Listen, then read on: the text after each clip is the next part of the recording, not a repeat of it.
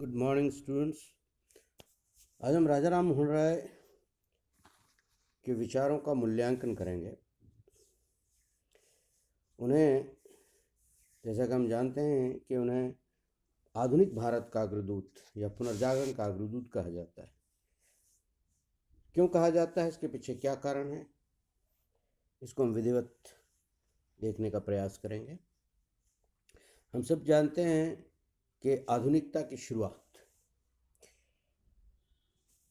पुनर्जागरण काल से होती है, जिसका प्रादुर्भाव यूरोप से होता है। मुख्य रूप से इटली और इसके इर्द गिर्द जगहों से आधुनिकता की शुरुआत होती है। और आधुनिकता का राजनीति शास्त्र या समाज शास्त्र में जो अर्थ है वो मुख्य रूप से बुद्धिवाद, तर्कवाद, व्यक्तिवाद पर आधारित है।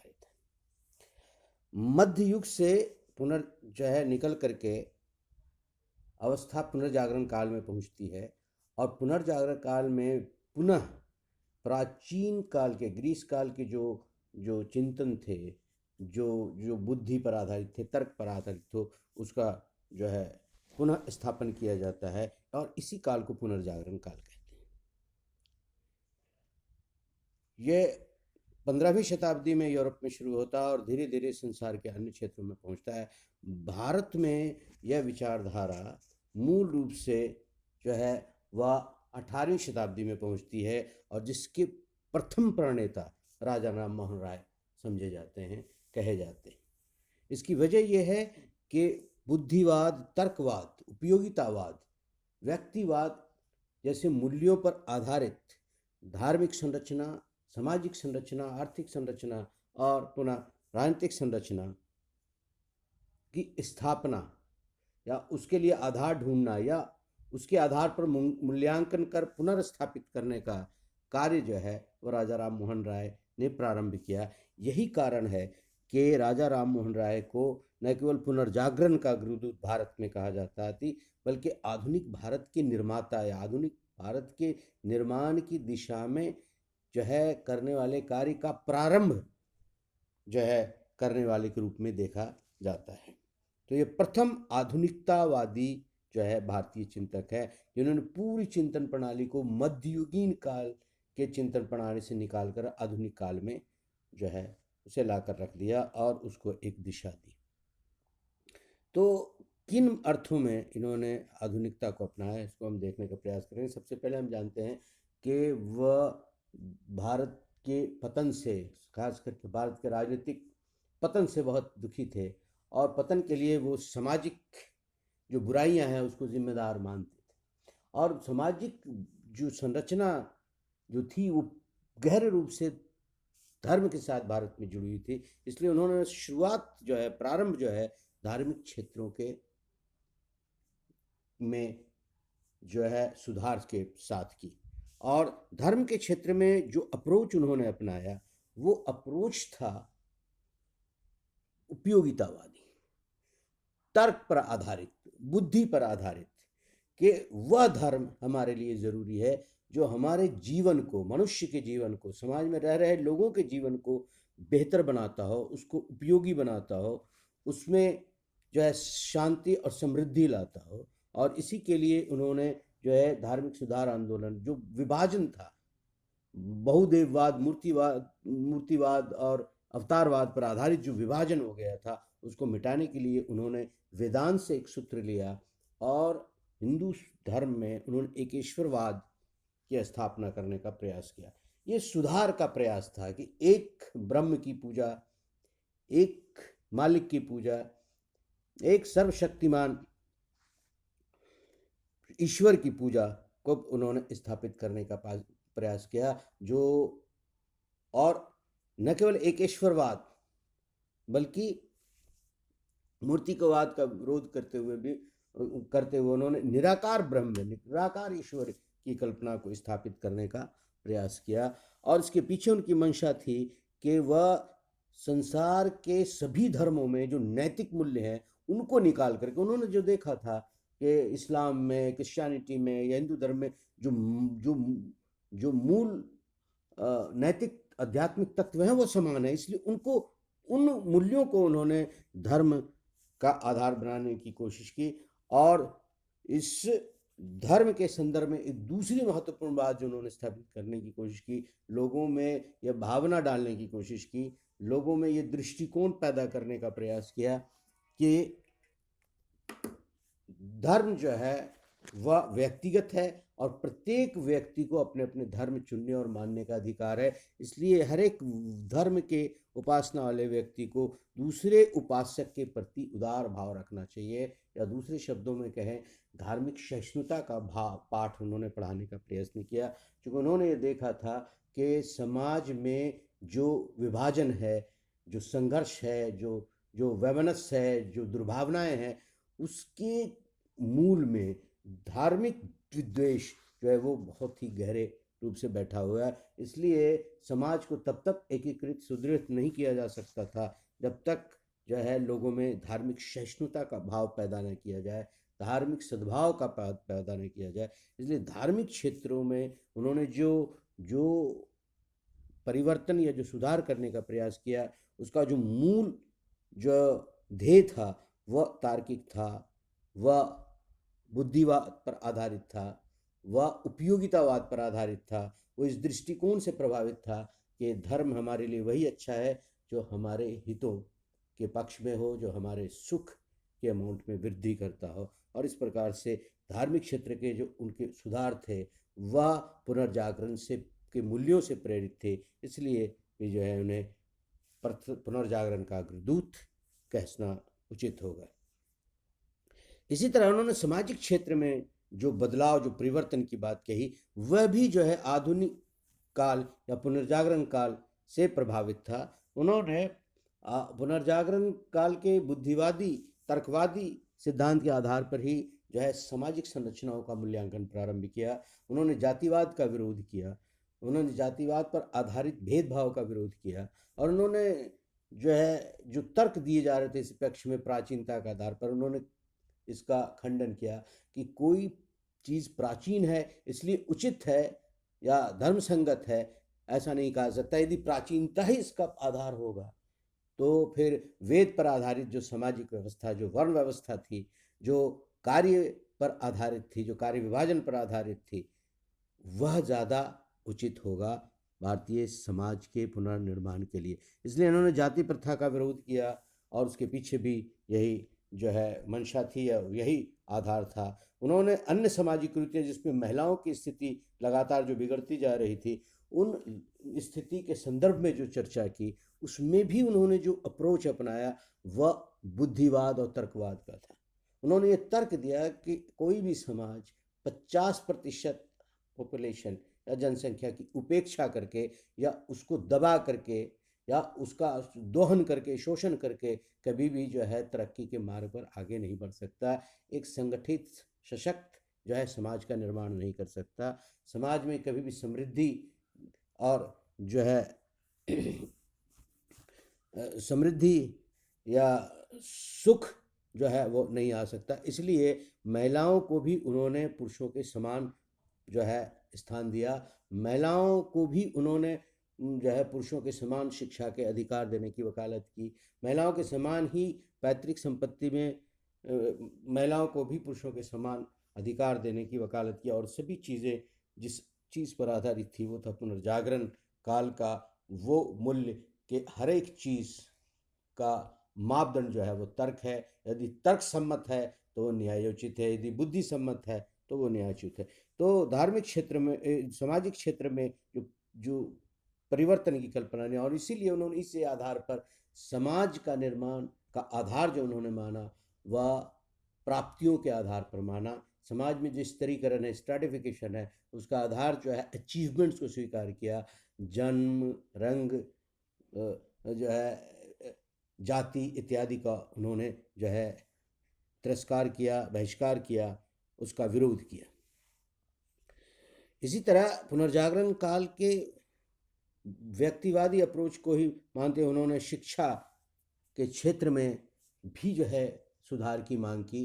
शिक्षा के क्षेत्र में जो सुधार का आग्रह था वह भी पुनर्जागरण काल के मूल्यों से ही उत्प्रेरित था, क्योंकि शिक्षा भी यहाँ पर उन्होंने उपयोगिता के दृष्टिकोण से देखा कि वही शिक्षा जो उपयोगी है, जो समाज को मजबूत बनाता हो, समाज में एकता स्थापित करता हो, समाज में सद्भाव का निर्माण करता हो, समाज में एक व्यक्ति को दूसरे व्यक्ति के अधिकार का सम्मान करना सिखाता हो, जो है व्यक्ति को नए अनुसंधान करने के लिए प्रेरित करता हो, औद्योगिक विकास का आधार तैयार करता हो। ये सारी चीज़ों के आधार पर ही शिक्षा प्रणाली को उन्होंने कसा और इन्हीं को आधार मानते हुए उन्होंने शिक्षा व्यवस्था, भारतीय शिक्षा पद्धति जो प्राचीन शिक्षा पद्धति, मध्ययुगीन शिक्षा पद्धति थी और पाश्चात्य शिक्षा पद्धति का तुलनात्मक अध्ययन किया और लोगों के सामने रखा कि पाश्चात्य शिक्षण पद्धति ही भारत के लिए उपयोगी है, एक नवीन भारत के निर्माण में सहायक हो सकती है। और इस दृष्टिकोण से उन्होंने शिक्षा पर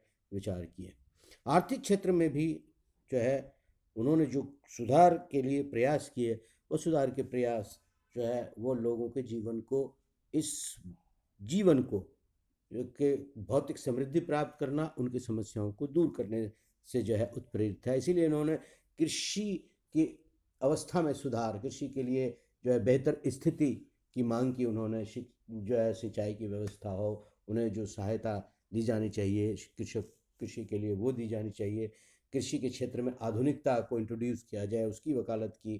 कृषक की लगातार बदतर स्थिति के लिए जो लगातार सरकार की ओर से लगान वृद्धि को जिम्मेदार माना और कहा कि लगान में जो है वृद्धि के बजाय कमी की जानी चाहिए, सहूलत दी जानी चाहिए। और जो राजस्व का घाटा हो रहा है लगान के कमी करने से जो होगा, उसकी भरपाई जो है वो प्रशासनिक अमलों पर जो खर्च किया जा रहा है उसमें कटौती करके, सेना पर जो खर्च किया जा, सेना अभियान पर जो खर्च किया जा रहा है, उन सभी में कटौती करके इसकी पूर्ति की जानी चाहिए। आर्थिक क्षेत्र में उन्होंने देश के लिए औद्योगिकरण पर जोर दिया और औद्योगिकरण के लिए दो महत्वपूर्ण चीज़ों की आवश्यकता थी। एक तो आधुनिक शिक्षा की, वैज्ञानिक शिक्षा की, और दूसरा जिसके आधार पर नवीन तकनीक का विकास हो सके, और दूसरा पूंजी की। इन दो चीज़ों पर जो है उन्होंने बल दिया और इसके लिए उन्होंने भारतीय उद्योगपतियों को तो प्रोत्साहित किया ही, इसके साथ ही साथ आर्थिक क्षेत्र में परिवर्तन के लिए, आर्थिक क्षेत्र में विकास के लिए उन्होंने एक संभावनाएं देखी और उन्होंने जो है आलोचनाओं की परवाह न करते हुए भी यूरोपियंस को भारत में बसाने की वकालत की। जो उनके पीछे उनका तर्क था कि यूरोप के लोगों के पास एक आधुनिक दृष्टिकोण है और इस आधुनिक दृष्टिकोण के साथ साथ ही उनके पास पूंजी है, तकनीक है। तो एक अनुभव है, पूंजी है, तकनीक है, इन सभी चीज़ों का लाभ भारतीयों को या भारत की अर्थव्यवस्था को तभी मिल सकता है जब वो भारत में आए, भारत में रहें और भारत में ही उद्योग लगाएं, भारत में ही जो है वैज्ञानिक अनुसंधान के केंद्र स्थापित करें और इससे भारतीयों को भी शिक्षा मिलेगी, भारतीय भी लगातार इससे जुड़ करके लाभान्वित होंगे और भारत को भी औद्योगिक बनाने में सफलता मिलेगी। तो आर्थिक क्षेत्र में भी जो उनका आग्रह था वह जो है औद्योगिकरण पर आधारित था। औद्योगिकरण जो है वो पुनर्जागरण के स्रोत से निकली हुई अवधारणा थी। मैं राजनीति के क्षेत्र में जो उनके विचार थे वह पुनर्जागरण से पूर्णतः प्रभावित दिखाई देते हैं। हम जैसा कि जानते हैं कि वह उदारवादी विचारधारा से प्रभावित थे। उदारवादी में भी वो उपयोगितावाद, जो बेंथम का उपयोगितावाद है, उससे अत्यधिक प्रभावित दिखाई देते हैं। हर एक चीज़ को, हर एक वस्तु को, हर एक संस्था को वह इस दृष्टिकोण से तोलते हैं कि वो अधिकतम व्यक्तियों के लिए, समाज के अधिकतम व्यक्तियों के लिए, अधिक से अधिक वर्ग के लिए अधिक से अधिक सुख का आधार बन सकता है या नहीं। इसलिए वो उपयोगितावाद के दृष्टिकोण से ही सभी चीज़ों को देखते थे। इसलिए उन्होंने राजनीतिक क्षेत्र में भी उपयोगितावाद का भरपूर प्रयोग किया और इसके आधार पर ही उन्होंने व्यक्ति की स्वतंत्रता का तो समर्थन किया, लेकिन व्यक्ति की स्वतंत्रता का निर्बाध स्वतंत्रता या निरंकुश स्वतंत्रता या अमर्यादित स्वतंत्रता का तिरस्कार किया। उन्होंने स्वतंत्रता को समानता से जोड़ा और समानता से जोड़ते हुए उन्होंने कहा केवल उतनी ही स्वतंत्रता दी जानी चाहिए जो अन्य लोगों की स्वतंत्रता प्राप्ति में बाधक न बन जाए। इसलिए स्वतंत्रता और समानता के मूल्यों को समाहित करते हुए वो एक ऐसी अवस्था के निर्माण की बात कहते हैं जिसमें अधिक से अधिक लोग अधिक से अधिक स्वतंत्रता का उपभोग कर सकें। राज्य के संदर्भ में भी उनकी विचारधारा ये थी कि राज्य एक ऐसी संस्था हो जो समाज के लिए उपयोगी बने, व्यक्ति के विकास के लिए उपयोगी बने, और इसीलिए वो राज्य को एक आवश्यक उपयोगी संस्था मानते हैं इस दृष्टिकोण से कि राज्य ही वो संस्था है जो ऐसे वातावरण का निर्माण कर सकती है, इस वातावरण में प्रत्येक व्यक्ति जो है अपना अधिकतम विकास कर सकता है, अपने भीतर असीम संभावनाओं को वह पूर्ण रूप से विकसित कर सकता है, जिससे उस व्यक्ति का भी लाभ होगा, राज्य का भी लाभ होगा, राष्ट्र का भी लाभ होगा। और इस तरह से उन्होंने जो है राज्य के संदर्भ में जो विचार व्यक्त किए वह भी पुनर्जागरण से ही प्रभावित थे। राज्य और व्यक्तिगत स्वतंत्रता के शासन में प्रेस की स्वतंत्रता की अत्यधिक वकालत की। प्रेस की स्वतंत्रता को भी उन्होंने इसी दृष्टिकोण से देखा कि वो समाज के लिए कितना उपयोगी है और राष्ट्र के लिए इतना उपयोगी है। उन्होंने 1823 में जब ब्रिटिश सरकार के द्वारा इस पर प्रतिबंध लगाए गए प्रेस पर, तो उन्होंने देश में भी उच्चतम न्यायपालिका में और तथा इंग्लैंड में भी उन्होंने सम्राट के पास याचिका लगाई थी, और याचिका में जो उन्होंने तर्क दिए थे वो तर्क सभी तर्क यही व्यक्त कर रहे थे कि प्रेस की स्वतंत्रता को बाधित नहीं किया जाना चाहिए, क्योंकि प्रेस की स्वतंत्रता एक और जो है स्थानीय लोगों के लिए अपनी विचार अभिव्यक्ति, अपनी आवश्यकता को अभिव्यक्त करने का, अपनी आकांक्षाओं को व्यक्त करने का एक साधन है, असंतोष को निकालने का एक माध्यम है। वहीं दूसरी ओर सरकार के लिए भी यह माध्यम है कि वो नागरिकों की समस्या को जान सकें, नागरिकों में उपजते असंतोष को समझ सकें और समय पर यथा समय जो है उचित कदम, उपयुक्त कदम जो है उठा सकें और उन समस्याओं का समाधान कर सकें। इसलिए प्रेस की स्वतंत्रता के पक्ष में वो दोनों ही तरीके से कि ये अत्यंत उपयोगी चीज़ है जो ब्रिटिश साम्राज्य जैसे साम्राज्य के दीर्घायु का एक आधार बन सकती है, वहीं स्थानीय लोगों के विकास का भी माध्यम बन सकती है। वो अधिक से अधिक जो है सरकार के सामने अपनी समस्याओं को रख सकते हैं। इसके साथ साथ राजनीतिक क्षेत्र में पुनर्जागरण काल से लेकर के व्यक्तिवाद से होते हुए जिस व्यवस्था को अपनाया गया, जिस व्यवस्था को स्थापित किया गया, उसे हम कहते हैं लोकतांत्रिक व्यवस्था, और उस लोकतांत्रिक व्यवस्था का भी राजा राम मोहन राय समर्थन करते हुए दिखाई देते हैं। वह भारत के लिए भी संसद के द्वारा निर्मित विधि के द्वारा ही शासन चाहते हैं, क्योंकि संसद जो है लोगों की द्वारा चुनी गई संस्था है, और जो चुनी गई संस्था में निर्धारित प्रक्रिया को अपनाते हुए जिस विधि का निर्माण होता है उस वो लोक संप्रभुता पर आधारित होता है। इसीलिए वह जनता के लिए जनतांत्रिक व्यवस्था, लोकतांत्रिक व्यवस्था, जनता के प्रति उत्तरदायी व्यवस्था, जनता की सहमति से व्यवस्था के पक्षधर थे। तो इस प्रकार से आप देखेंगे तो राजा राम मोहन राय पुनर्जागरण के जो मूल्य थे, जिसकी शुरुआत यूरोप से होती है, उन पुनर्जागरण के मूल्यों को पहली बार भारत में जो है उन्होंने इंट्रोड्यूस करने का काम किया, और उन मूल्यों पर आधारित उन्होंने अपने देश की व्यवस्थाओं का मूल्यांकन किया, और उसी पर आधार पर मूल्यांकन करने के बाद उन मूल्यों को आधार बनाते हुए